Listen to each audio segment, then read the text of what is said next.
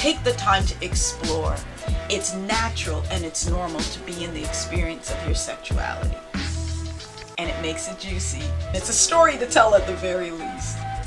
Another thing that I offer that you consider if you're thinking about being in a threesome is to take some of the pressure off.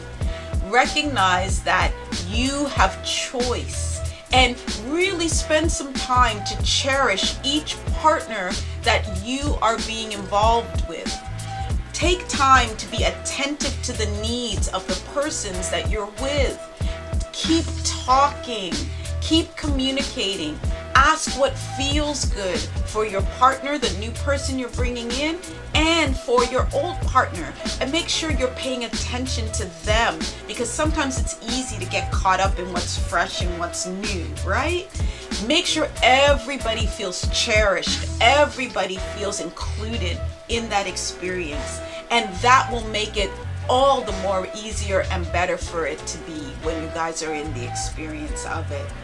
It's fun, it's lavish, it's delicious, and it can be full of lust.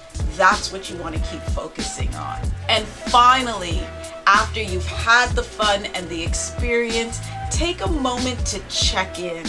What I mean by that is all the parties take a moment to just evaluate how you're feeling about the experience.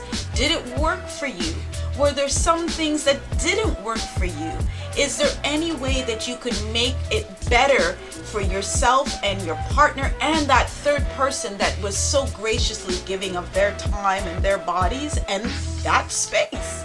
What can you do to make sure that it becomes a much more cohesive experience? Or is it even an experience you want to have again? All of those things are relevant and matter. Keep checking in. Be open to what you're told and just be willing to try it and experience it. It will be okay no matter what decision you make at the end of